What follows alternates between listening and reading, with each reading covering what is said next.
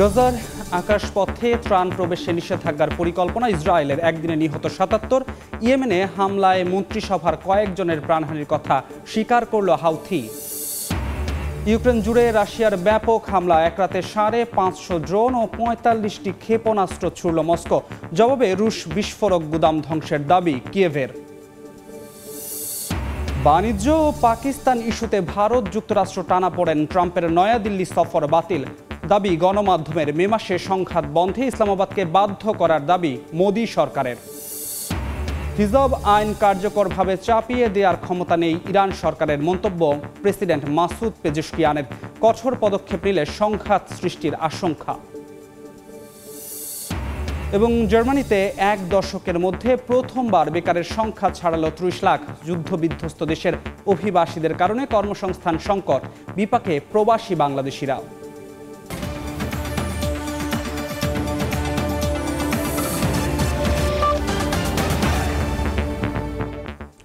আন্তর্জাতিক সময়ের সঙ্গে আছি আমি ধ্রুব ব্যানার্জি। ইসরায়েল যে কোনো মুহূর্তে গাজার আকাশপথে ত্রাণ প্রবেশ বন্ধ করে দিতে পারে বলে জানিয়েছে মার্কিন গণমাধ্যম সিএনএন। উপত্যকাটিতে দখলদার বাহিনীর আগ্রাসনে একদিনে ৭৭ ফিলিস্তিনি নিহত হয়েছেন। জবাবে ইসরায়েলি সেনাদের একটি সাঁজোয়া যান লক্ষ্য করে চালানো বোমা হামলায় ৭ জন আহত হয়েছেন। এদিকে ইয়েমেনে ইসরায়েলি হামলায় প্রধানমন্ত্রী ও মন্ত্রিসভার কয়েকজন নিহত হওয়ার কথা স্বীকার করেছে হাউথি বিদ্রোহীরা। গাজা সিটির বিভিন্ন অঞ্চলে দখলদার বাহিনীর হামলায় লণ্ডভণ্ড চারপাশ। গাজাবাসীর হাহাকার আর আহাজারিতে উঠে আসে ইসরায়েলি বাহিনীর অমানবিকতার চিত্র। এদিকে গাজার আল শিফা হাসপাতালের ভেতরেই কফিন ঘিরে কান্নায় ভেঙে পড়েন স্বজনেরা। নিহত ইয়াজেনের খালা জানান, মাত্র ১৪ বছরের ছেলেটিই ছিল পরিবারের একমাত্র ভরসা। এছাড়া গাজা থেকে কয়েকশো কিলোমিটার দূরে ইয়েমেনেও আঘাত হেনেছে ইসরায়েলি ড্রোন। নিহত হয়েছেন হাউথি নিয়ন্ত্রিত সরকারের প্রধানমন্ত্রী আহমেদ গালেব আল রাহাবি ও কয়েকজন মন্ত্রী। ইসরায়েলের বিরুদ্ধে প্রতিশোধের হুঁশিয়ারি দিয়েছে ইয়েমেনের এই বিদ্রোহী গোষ্ঠী। গাজা সিটিতে ইসরায়েলি বাহিনীর একটি সাঁজোয়া যান লক্ষ্য করে হামলায় বেশ কয়েকজন সেনা সদস্য আহত হয়েছেন। শনিবার ইসরায়েলি সেনাবাহিনী তথ্যটি নিশ্চিত করেছে, তবে এই হামলার দায় কেউ স্বীকার করেনি। এদিকে মার্কিন গণমাধ্যম সিএনএনের এক প্রতিবেদন অনুযায়ী গাজা সিটির ভেতরে পূর্ণাঙ্গ অভিযান শুরু করার আগে খাদ্য সহায়তার এয়ারড্রপ বন্ধ করবে এবং ত্রাণের ট্রাক প্রবেশও সীমিত করার পরিকল্পনা করছে ইসরায়েলি সেনাবাহিনী। অন্যদিকে আবারও ৪৪ দেশের কয়েকশো মানবাধিকার কর্মীর সঙ্গে ত্রাণ নিয়ে গাজার উদ্দেশ্যে রওনা দিয়েছেন সুইডেনের জলবায়ু কর্মী গ্রেটা থানবার্গ। গাজা ইস্যুতে ইউরোপীয় ইউনিয়নের পররাষ্ট্রমন্ত্রীরা তীব্র মতপার্থক্যে জড়িয়েছেন। ডেনমার্কের রাজধানী কোপেনহেগেনে অনুষ্ঠিত বৈঠকে এক পক্ষ ইসরায়েলের উপর অর্থনৈতিক চাপ বাড়ানোর দাবি জানালেও অপরপক্ষ তা মানতে অস্বীকৃতি জানায়। স্পেন ও আয়ারল্যান্ড ইসরায়েলের উপর নিষেধাজ্ঞার দাবি তুললেও জার্মানি ও হাঙ্গেরি আপত্তি জানিয়েছে। মালিহা সুহরওয়ার্দী, সময় সংবাদ। গাজা যুদ্ধের প্রতিবাদে ইসরায়েলের সঙ্গে অর্থনৈতিক ও বাণিজ্যিক সম্পর্ক পুরোপুরি ছিন্নের ঘোষণা দিয়েছে তুরস্ক। একই সঙ্গে ইসরায়েলি উড়োজাহাজের জন্য আকাশসীমাও বন্ধের কথা জানিয়েছেন দেশটির পররাষ্ট্রমন্ত্রী হাকান ফিদান। শুক্রবার তুরস্কের পার্লামেন্টে গাজা বিষয়ক এক বিশেষ অধিবেশনে বক্তব্য দেওয়ার সময় ফিদান জানান, তুর্কির জাহাজগুলো ইসরায়েলি বন্দরে যেতে দেয়া হচ্ছে না। তাদের উড়োজাহাজও তুরস্কের আকাশসীমায় প্রবেশ করতে দেয়া হবে না। তিনি বলেন, ইসরায়েল ২ বছর ধরে গাজায় গণহত্যা চালিয়ে আসছে এবং বিশ্বের সামনে মৌলিক মানবিক মূল্যবোধ উপেক্ষা করে যাচ্ছে। ইসরায়েলকে একটি সন্ত্রাসী রাষ্ট্র হিসেবেও উল্লেখ করেন তুর্কি পররাষ্ট্রমন্ত্রী। ইউক্রেনের জাপোরিজিয়া সহ ১৪টি অঞ্চলে ব্যাপক হামলা চালিয়েছে রাশিয়া। এক রাতেই প্রায় ৫৫০ ড্রোন ও ৪৫টি মিসাইল ছুড়েছে মস্কো। এ ঘটনায় একজন নিহত ও ৩০ জন আহত হয়েছেন। ইউক্রেনে বিভিন্ন অঞ্চলে হামলা অব্যাহত থাকবে বলে হুঁশিয়ারি দিয়েছেন রুশ সেনাপ্রধান। পাল্টা হামলায় মস্কো থেকে প্রায় ৮০ মাইল দক্ষিণে এক বিস্ফোরক গুদাম ধ্বংসের দাবি করেছে ইউক্রেন। এদিকে ইউক্রেন রাশিয়ার সম্ভাব্য দ্বিপাক্ষিক বৈঠক নিয়ে সন্দেহ প্রকাশ করেছেন মার্কিন প্রেসিডেন্ট ডোনাল্ড ট্রাম্প। ইউক্রেন জুড়ে রাতভর ব্যাপক আক্রমণ চালিয়েছে রাশিয়া। রাজধানী কিয়েভ থেকে শুরু করে দক্ষিণ পূর্বাঞ্চলীয় জাপোরিঝিয়া ও দিনিপ্র এলাকায় ক্ষয়ক্ষতির খবর পাওয়া গেছে।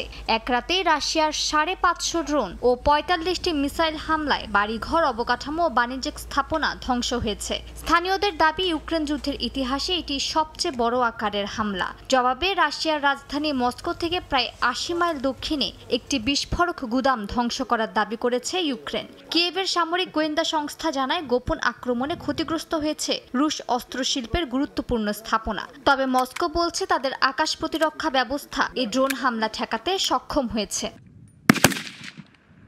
এর মধ্যে রাশিয়ার সেনাপ্রধান ভ্যালেরি গেরাসিমভ হুঁশিয়ারি দিয়ে বলেছেন, ইউক্রেনে রুশ অভিযান কোনোভাবেই বন্ধ করা হবে না, বরং সব ফ্রন্টলাইনে তাদের হামলা আরও জোরদার করা হবে। ইউক্রেনীয় সেনারা বিপর্যস্ত হয়ে পড়েছে এবং রুশ বাহিনীর অগ্রগতি এখন কৌশলগতভাবে প্রাধান্য পাচ্ছে বলে দাবি করেন তিনি।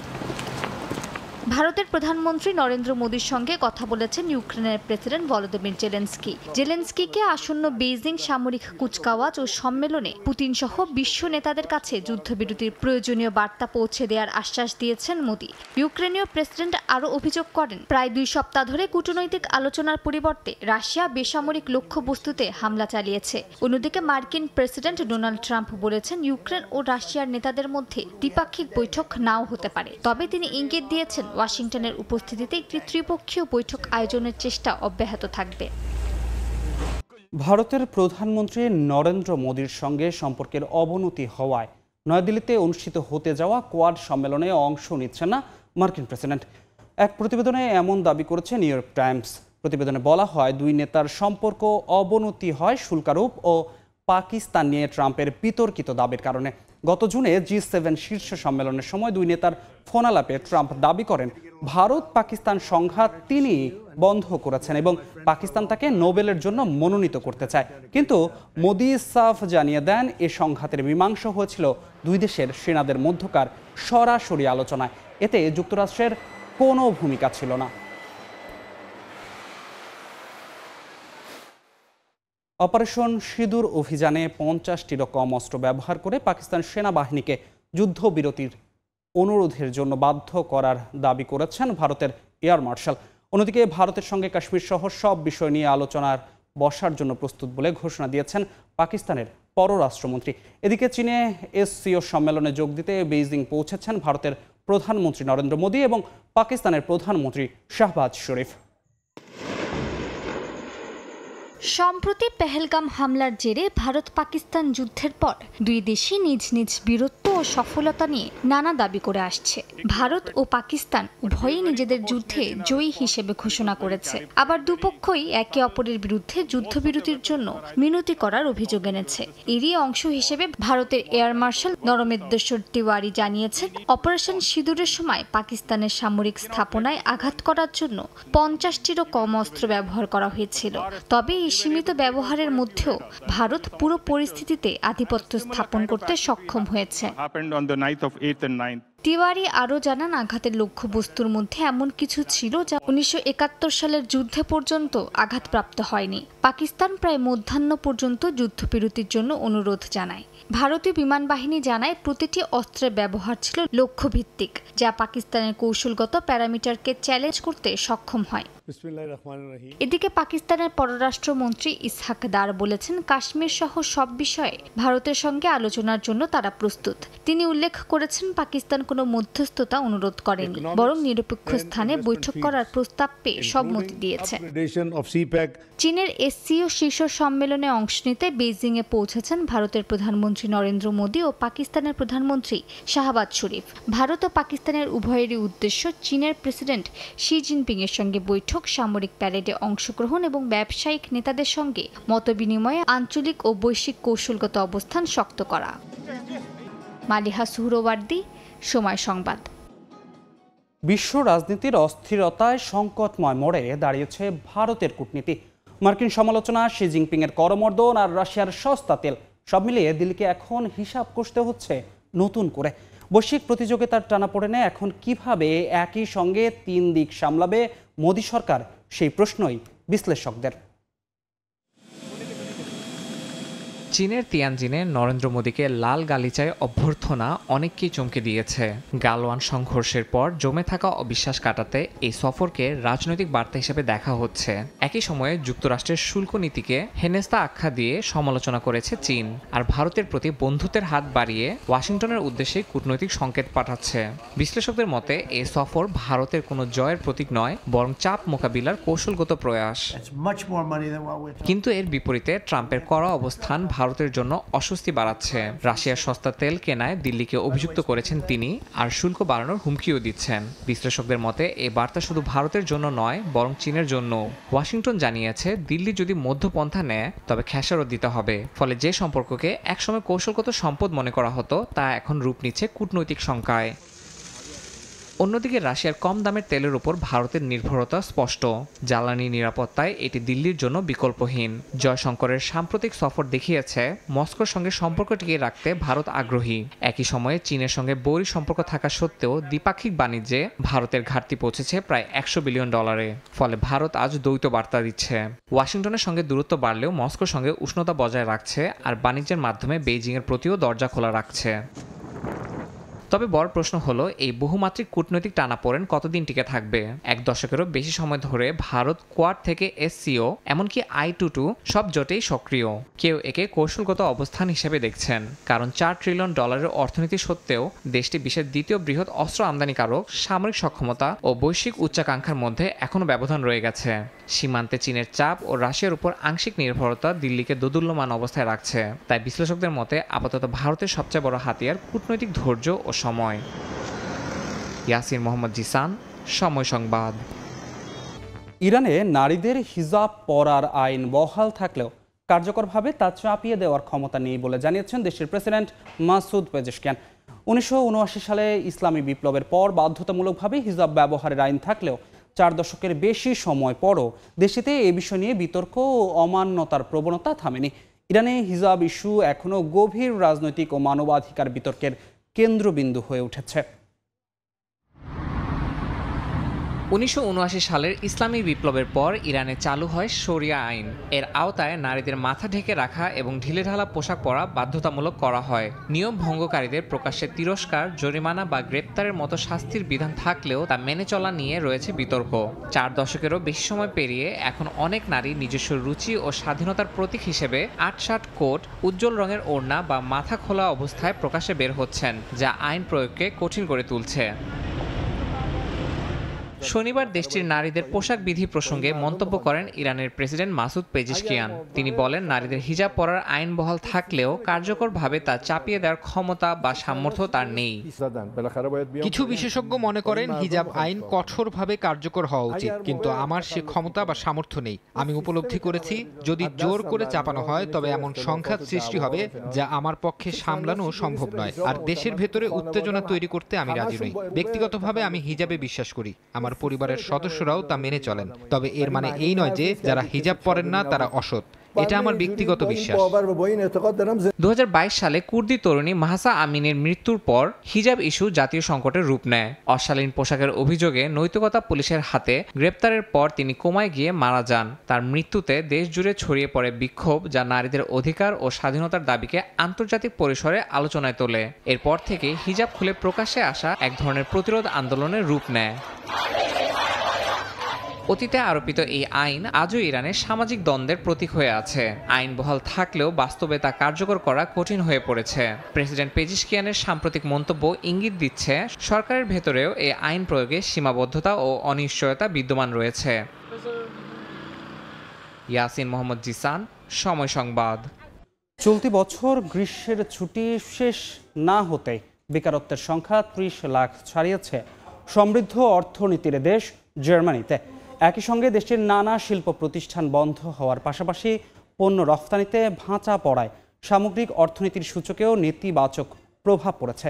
জার্মানি থেকে বিস্তারিত জানাচ্ছেন বিটু বড়ুয়া। জার্মানিতে আশঙ্কাজনকভাবে বাড়ছে বেকারত্বের সংখ্যা। বিশেষ করে ম্যাচ সরকার ক্ষমতা গ্রহণের পর থেকে সুখবর নেই দেশটির অর্থনীতিতে। শনিবার দেশটির কেন্দ্রীয় কর্মসংস্থান সংস্থা বুন্ডেসআগেন্টুয়ার ফর আরবাইটের দেয়া তথ্য বলছে, আগস্টের শেষেও কমেনি কর্মহীনদের সংখ্যা। দেশ জুড়ে বেকারত্বের হার ক্রমশ বেড়েই চলেছে। সংস্থাটির পরিসংখ্যান বলছে, বেকারদের মোট সংখ্যা এখন 30 লাখ ছাড়িয়ে গেছে। তবে গ্রীষ্মের ছুটি এবং গরমের মৌসুম শেষে বেকারত্বের এই চিত্র স্বাভাবিক হিসেবে দেখছেন জার্মান ফেডারেল শ্রম অধিদপ্তরের প্রেসিডেন্ট আন্দ্রিয়া নালেস। তিনি জানান, দেশটির বেকারত্ব বাড়ার অন্যতম কারণ নানা খাতে বাৎসরিক চুক্তির পাশাপাশি মৌসুম ভিত্তিক কাজের চুক্তি। এই গ্রীষ্মে অনেক প্রতিষ্ঠানে দীর্ঘদিনের ছুটিতে বন্ধ ছিল। মৌসুমী চুক্তি শেষ হওয়ায় কর্মহীন অনেকে আবার আগেই চাকরি ছেড়েছেন। নতুন প্রতিষ্ঠানে আগের মতো নিয়োগ না হওয়ায় সামগ্রিক বেকারত্বের সংখ্যা 30 লাখ ছাড়িয়ে গেছে। তবে সামনে এই সংখ্যা কমে আসবে বলে আশা করছি। এদিকে দেশটিতে স্থানীয়দের পাশাপাশি কর্মহীনদের মধ্যে প্রবাসী বাংলাদেশিদের সংখ্যাও কম নয়। বিশেষ করে গেল কয়েক বছরে যুদ্ধবিধ্বস্ত ইউক্রেন ও সিরিয়া থেকে আসা অভিবাসীদের কারণে ব্যাপক হারে কমেছে কর্মসংস্থান। একই সঙ্গে প্রবাসী মালিকানাধীন রেস্তোরাঁ ও ক্ষুদ্র শিল্প প্রতিষ্ঠান বন্ধ হয়ে যাওয়ায় অনেক প্রবাসী এখন কর্মহীন। জার্মানিতে বেকারত্বের সংখ্যা প্রচুর বেড়ে গেছে। এই দেশে এখন আর কর্মের কোনো সিস্টেম নাই। আর ইউক্রেন থেকে অনেক লোক ঢোকার পরে জার্মানিতে অনেক লোক বেকার হওয়ার কারণে দেখা যাচ্ছে যে কর্মের জন্য হাই হুতাশ লেগে গেছে। এদিকে জার্মান অর্থনীতির সবচেয়ে বড় নির্ভরতার প্রতীক গাড়ি নির্মাণ শিল্প ও নানা যন্ত্রাংশ তৈরি। সাম্প্রতিক সময়ে মার্কিন যুক্তরাষ্ট্রের বাজারে জার্মানির গাড়ি রফতানিতে উচ্চ শুল্ক হার আরোপের ফলে জার্মানির অনেক প্রতিষ্ঠানই তাদের অভিজ্ঞ কর্মীদের ছাঁটাই করছে বলে জানায় বুন্ডেসআগেন্টুয়ার ফর আরবাইট। জার্মানি থেকে বিটু বড়ুয়া, সময় সংবাদ। পাকিস্তানের খাইবার পাখতুনখোয়ায় বন্দুকধারীদের গুলিতে এক পুলিশ সদস্য নিহত হয়েছেন। পরে নিরাপত্তা বাহিনীর অভিযানে 3 অস্ত্রধারী নিহত হয়। শনিবার স্থানীয় সময় অঞ্চলটির কোহাট জেলায় নিরাপত্তা চৌকির কাছে পুলিশের গাড়ি লক্ষ্য করে গুলি চালায় বন্দুকধারীরা।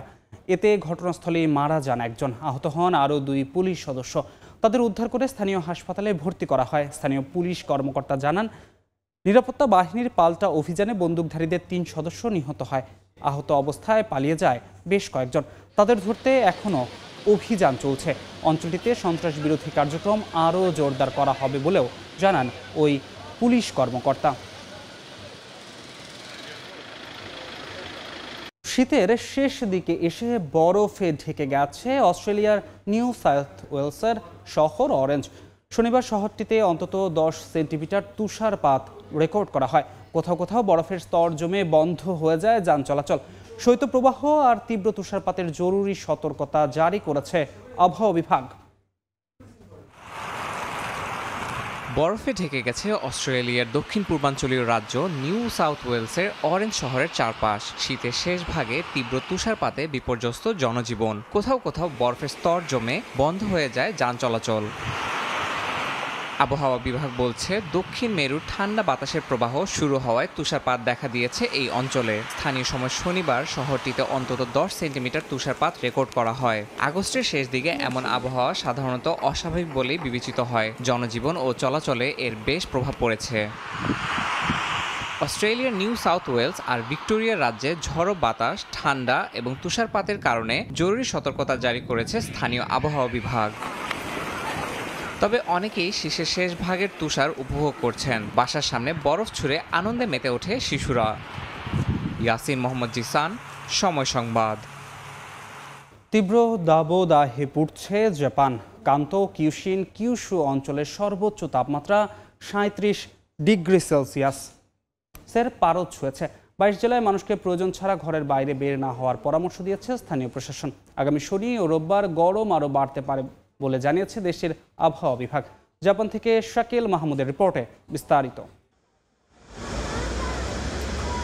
তীব্র গরমে নাজেহাল পূর্ব এশিয়ার দেশ জাপান। রোদ এড়াতে কেউ ব্যবহার করছেন ছাতা, আবার কেউ খুঁজছেন ছায়ার আশ্রয়। কান্তো, কিউশিন থেকে কিউশু অঞ্চল পর্যন্ত উচ্চ তাপমাত্রায় হাঁসফাঁস অবস্থায় স্থানীয়দের। শুক্রবার তাকামাতসুতে দিনের সর্বোচ্চ তাপমাত্রা রেকর্ড করা হয় 37.2 ডিগ্রি সেলসিয়াস। সাইতামার হাইতোয়ামায় 36.7 আর ইয়ামাগুচি শহরে 36.6 ডিগ্রি সেলসিয়াস পর্যন্ত তাপমাত্রা রেকর্ড করা হয়েছে। গরমের তীব্রতায় হিট স্ট্রোকের ঝুঁকি বাড়ায় কর্তৃপক্ষের বিশেষ সতর্কতা জারি করেছে। দেশের 22টি জেলায় মানুষকে প্রয়োজন ছাড়া ঘরের বাইরে বের না হওয়ার পরামর্শ দিয়েছে স্থানীয় প্রশাসন। আবহাওয়া কর্মকর্তারা আশঙ্কা করছেন সপ্তাহের শেষের দিকের তাপমাত্রা 40 ডিগ্রি সেলসিয়াস পর্যন্ত ছুঁতে পারে। মোহাম্মদ শাকিল মাহমুদ, সময় সংবাদ, জাপান। পাকিস্তানের পাঞ্জাব প্রদেশে ভয়াবহ বন্যায় প্রায় অর্ধ কোটি মানুষ গৃহহীন হয়ে পড়েছে। একসঙ্গে 3টি নদীর পানি বৃদ্ধি পাওয়া ইতিহাসের সবচেয়ে বড় উদ্ধার অভিযান চালাচ্ছে স্থানীয় কর্তৃপক্ষ। ঘরবাড়ি হারিয়ে রাস্তায় অসহায় মানুষেরা সরকারি সহায়তার জন্য অপেক্ষা করছেন। পাকিস্তানের ইতিহাসে প্রথমবারের মতো পাঞ্জাবের চেনাব, রাবি ও শতদ্রু নদীর পানি একসঙ্গে বৃদ্ধি পেয়েছে। এতে প্রদেশ জুড়ে দেখা দিয়েছে বন্যা। টানা কয়েকদিনের ভারী বর্ষণে সৃষ্ট এ বন্যায় ডুবে গেছে 2000-এর বেশি গ্রাম। ক্ষতিগ্রস্ত হয়েছে ফসলি জমি, ভেঙে পড়েছে হাজারো ঘরবাড়ি। প্রাদেশিক দুর্যোগ ব্যবস্থাপনা কর্তৃপক্ষ বলছে প্রায় 5 লাখ মানুষ ক্ষতিগ্রস্ত এবং অন্তত 4,80,000 মানুষকে নিরাপদ স্থানে সরিয়ে নেওয়া হয়েছে। বিপুল প্রাণহানি ও ক্ষয়ক্ষতির আশঙ্কায় নদী তীরবর্তী এলাকায় কৃত্রিম ভাঙন তৈরি করে পানি অন্যদিকে সরানোর চেষ্টা চলছে। উদ্ধার অভিযানে কাজ করছেন 1000-এর বেশি কর্মী। তবে দুর্গতরা বলছেন তারা এখনও যথেষ্ট সরকারি সহায়তা পাননি। ক্ষতিগ্রস্তদের অনেকেই গবাদি পশু ও সামান্য মালপত্র নিয়ে রাস্তার ধারে অস্থায়ী তাঁবুতে আশ্রয় নিয়েছেন। স্থানীয়রা বলছেন ফসল নষ্ট হয়ে গেছে, গবাদি পশুর খাবার নেই, এমনকি কবরস্থান পর্যন্ত পানিতে তলিয়ে গেছে। অনেকেই কয়েকদিন ধরে খাবার সহায়তার জন্য অপেক্ষা করছেন। আবহাওয়া বিভাগ জানিয়েছে পাঞ্জাব সহ একাধিক অঞ্চলে আরও ভারী বৃষ্টি ও বজ্রঝড়ের সম্ভাবনা রয়েছে। 2022 সালের ভয়াবহ বন্যার মতো এবছরও পাকিস্তানের পূর্বাঞ্চলে ব্যাপক ক্ষতিগ্রস্ত হওয়ায় দেশটির খাদ্য নিরাপত্তায় নতুন সংকট তৈরি হতে পারে। মালিহা সুহরওয়ার্দী, সময় সংবাদ। এখন থেকে ডেনমার্কে অনুমতি ছাড়া কারো মুখ, কণ্ঠ বা পরিচয় ব্যবহার করলে সেটি হবে বুদ্ধিবৃত্তিক সম্পদের লঙ্ঘন। নতুন আইন বলছে নাগরিকদের মুখ, কণ্ঠস্বর, শরীরের ডিজিটাল প্রতিরূপ সবকিছুর পূর্ণ মালিকানা এখন তাদের নিজেদের। জেনারেটিভ এআই ও ডিপফেক প্রযুক্তির বদৌলতে বিশ্বজুড়ে পরিচয় চুরি, ভুয়া খবর, পর্নোগ্রাফি কন্টেন্ট ও রাজনৈতিক প্রোপাগান্ডার ঝুঁকি প্রবলভাবে বাড়ছে। এ পরিস্থিতি থেকে নাগরিকদের সুরক্ষায় পৃথিবীর প্রথম দেশ হিসেবে মুখ, কণ্ঠস্বর ও শরীরকে লিগ্যাল প্রপার্টি ঘোষণা করেছে ডেনমার্ক।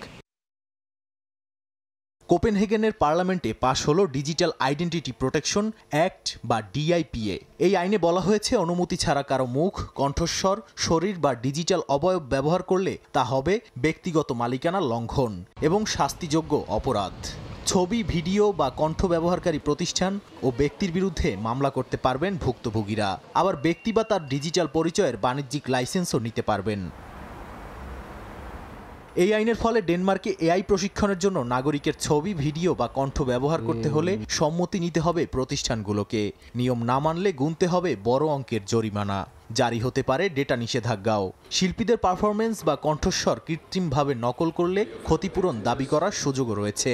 তবে প্যারোডি ও শিল্প সৃষ্টির নির্দিষ্ট ক্ষেত্রে এই নিয়ম খাটবে না। গোটা ইউরোপে নতুন এই আইন ছড়িয়ে দিতে চায় ডেনমার্ক।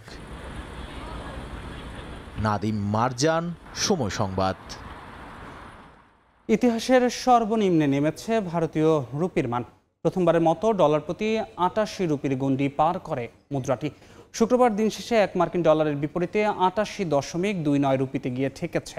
রুপির এই পতন নিয়ে এখনও কোনো প্রতিক্রিয়া জানায়নি দেশটির কেন্দ্রীয় ব্যাংক। ভারতীয় পণ্যে প্রেসিডেন্ট ডোনাল্ড ট্রাম্পের অতিরিক্ত 50% শুল্ক কার্যকরের পর ভারতীয় রুপির মান ইতিহাসের সর্বনিম্নে নেমেছে। প্রথমবারের মতো ডলার প্রতি 88 রুপির গণ্ডি পার করে মুদ্রাটি। বিশ্লেষকদের মতে যুক্তরাষ্ট্রের দফায় দফায় শুল্ক আরোপের কারণে ভারতের রপ্তানি, অর্থনৈতিক প্রবাহ ও প্রবৃদ্ধি মারাত্মকভাবে ক্ষতিগ্রস্ত হতে পারে। ইতোমধ্যেই বন্ধ হয়ে গেছে দেশটির বড় 3 শহরের টেক্সটাইল মিল ও তৈরি পোশাক কারখানা। শুক্রবার দিন শেষে $1 বিপরীতে 88.29 রুপিতে গিয়ে ঠেকেছে। এর আগে $1 বিপরীতে সর্বনিম্ন ছিল 87.95 রুপি। এছাড়া এটি গত 3 মাসের মধ্যে একদিনে ভারতীয় রুপির সবচেয়ে বড় পতন।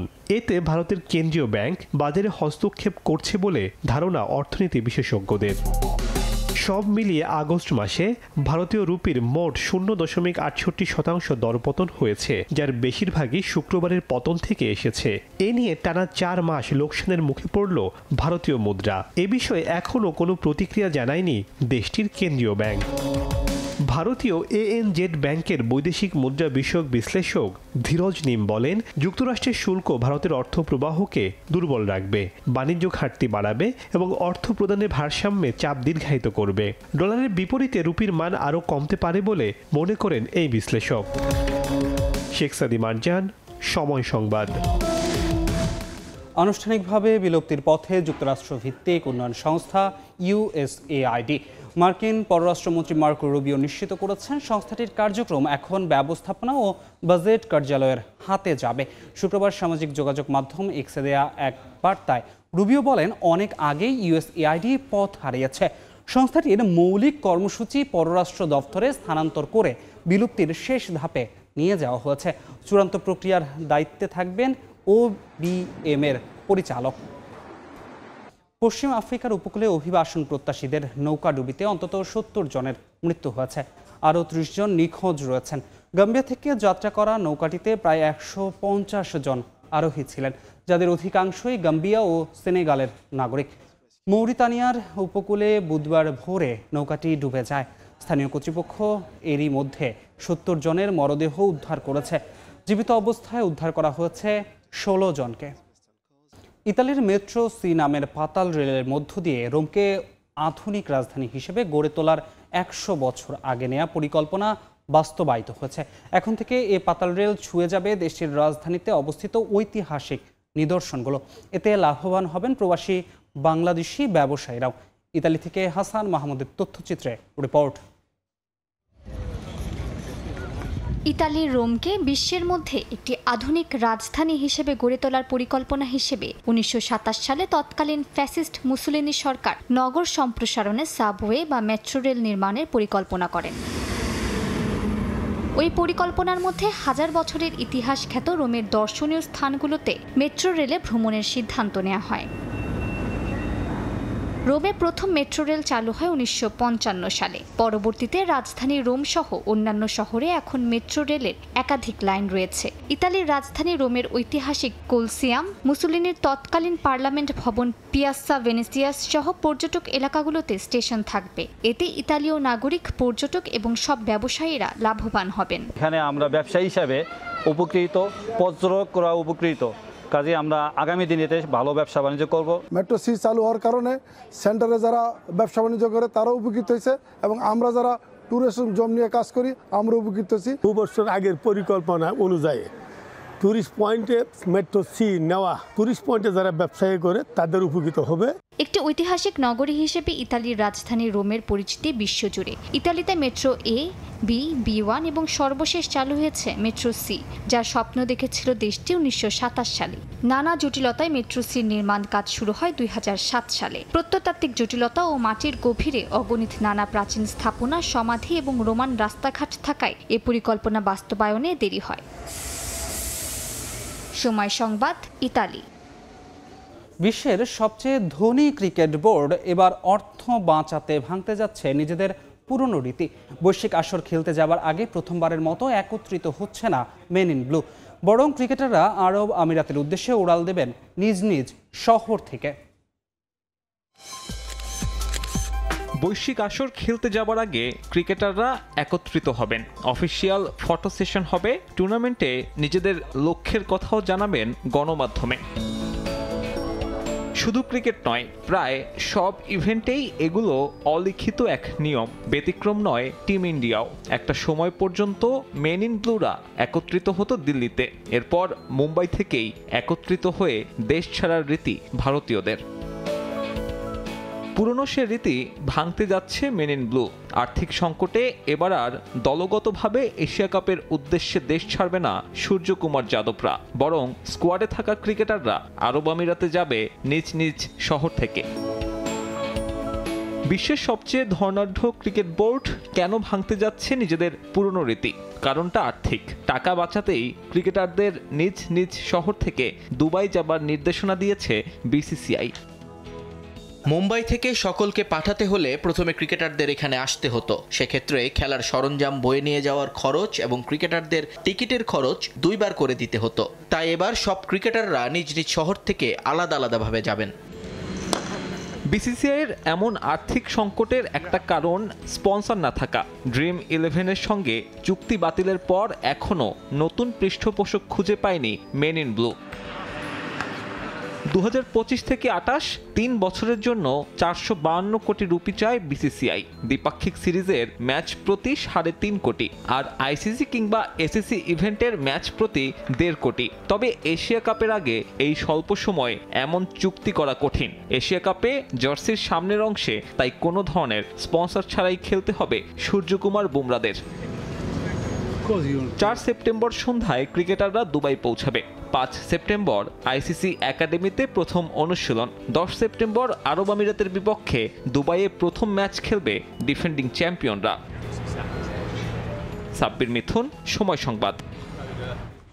আন্তর্জাতিক সময়ের শীর্ষ সংবাদগুলো জানিয়ে দিচ্ছি আরেকবার। গাজায় আকাশপথে ত্রাণ প্রবেশে নিষেধাজ্ঞার পরিকল্পনা ইসরায়েলের, একদিনে নিহত 77। ইয়েমেনে হামলায় মন্ত্রিসভার কয়েকজনের প্রাণহানির কথা স্বীকার করল হাউথি। ইউক্রেন জুড়ে রাশিয়ার ব্যাপক হামলা, এক রাতে 550 ড্রোন ও 45টি ক্ষেপণাস্ত্র ছুড়ল মস্কো। জবাবে রুশ বিস্ফোরক গুদাম ধ্বংসের দাবি কিয়েভের। এবং বাণিজ্য ও পাকিস্তান ইস্যুতে ভারত যুক্তরাষ্ট্র টানাপোড়েন, ট্রাম্পের নয়াদিল্লি সফর বাতিল। দাবি গণমাধ্যমের মে মাসের সংঘাত বন্ধে ইসলামাবাদকে বাধ্য করার দাবি মোদী সরকারের।